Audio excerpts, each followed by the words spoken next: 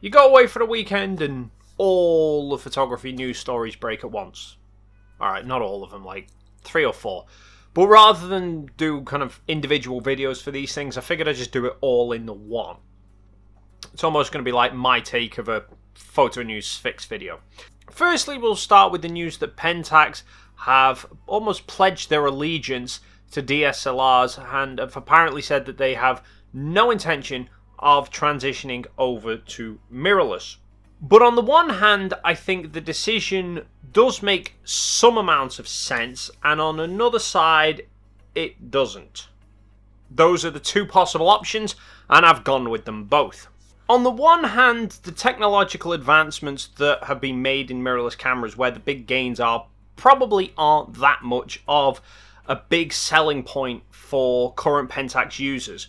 And the people who have already got a Pentax camera, Pentax DSLRs are invested in their system, don't want to be forced to sell all the gear and buy into a new system that they're probably quite happy using DSLRs. That, and you've also got the argument between optical viewfinders versus electronic viewfinders.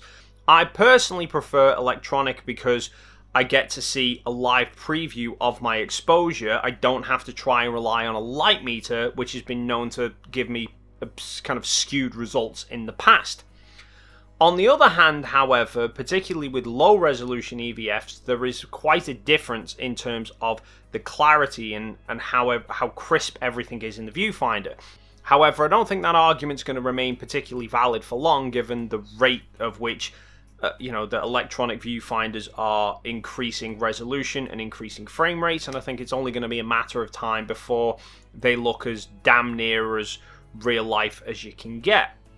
But obviously at the moment there will still be a lot of people who still prefer using optical viewfinders and still prefer using DSLRs in general.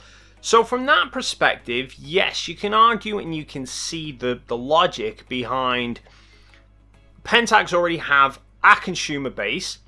Let's be honest, they are not the biggest brand on the market. So where is the advantage, if you like, of investing a ton of money into developing a brand new mirrorless system that a good chunk of their consumer base probably won't want?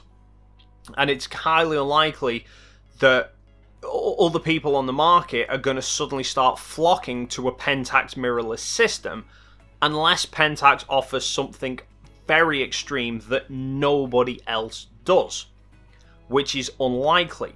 With everyone else shifting away from DSLRs now and moving on to mirrorless, Pentax is basically going to be the last man standing in the DSLR market. So anyone that wants a DSLR, a new DSLR, would go to Pentax.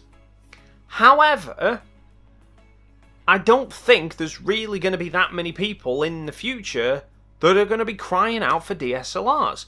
I'd pretty much liken it to the whole smartphone era, if you like, when that first came about. You think prior to the iPhone coming out, and everyone had like trusty Nokia 3310s. They were solid built, they had pretty basic functionality, but they got the job done.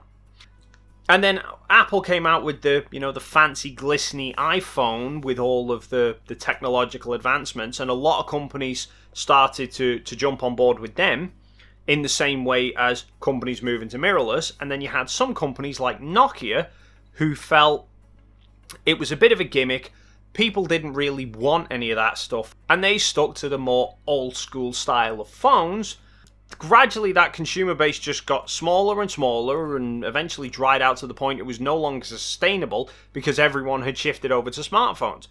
At that point, Nokia made the decision to then start trying to make smartphones, but they'd fallen too far back that everyone kind of forgot who they were.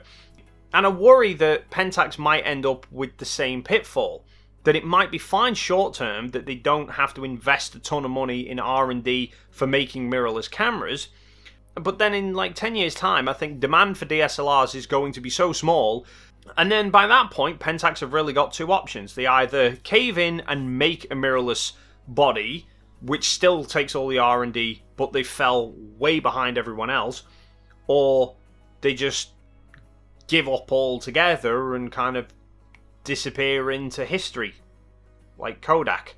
Who knows? But one company that is not giving up on mirrorless tech is Sony. The A7S III has been long rumoured. We have discussed possible specifications forever and a day, and now Sony have finally confirmed the first detail of the camera. We now know it's getting released on the 28th of July. That's it. We don't know crap all else about the camera yet. We've got enough rumoured specs to last a lifetime, but we don't know anything definitive. All we know is the 28th of July, Sony will be making the official announcement, and then we can all go up over the specs and discuss that all in more detail. Now, for reasons that I cannot yet disclose, unless you're one of my Patreon backers, because they've already had a sneak peek as what's coming up, but basically, I'm going to be a little bit busy that whole week that the A7S III announcement is coming. So I will, when I can get a chance, I will get around to doing a kind of in-depth look at the A7S III specs, but like I said, it might just be a few days after the launch. So while we have Pentax living in the past and Sony coming up to the present, we now have the video resolution wars charging off into the future, with Blackmagic announcing a 12K cinema camera. Where the pissing hell did that one come from? I mean, it was, what, less than 12 months ago? We were having debates about, do we really need 4K? And the Panasonic S1H has got 6K, that's total overkill. The dust has barely settled from Canon announcing 8K within the R5, and now we've already got 12K coming out in a new Blackmagic. Where are we going to be in another 6 months? You know, come Christmas, are we going to be debating 16K? 24K? Or Kellogg's Special K? Who the hell knows? I mean, the silly thing is, I've seen a lot of comparisons being made between the Canon R5 and this new Blackmagic already.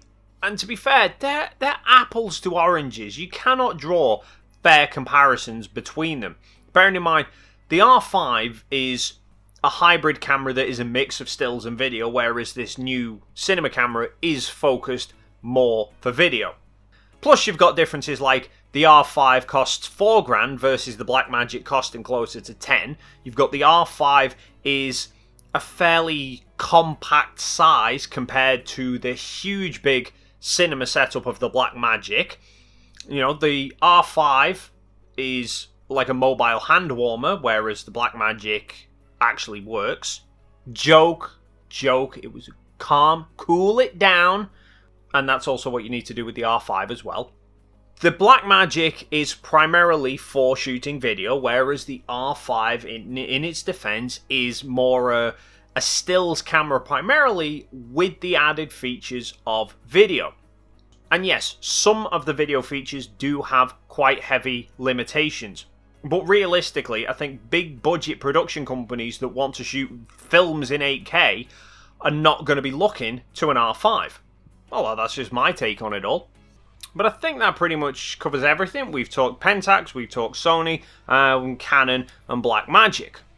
What do you make of all these announcements? Leave your thoughts and comments in the box down below. While you're down there, if you enjoyed this video, please consider hitting the like and subscribe button. And also consider checking out my Patreon account down there as well to help support the channel. You'll get some exclusive behind the scenes content and prize giveaways as well. As always, thank you so much for stopping by, and hopefully I will see you in the next video.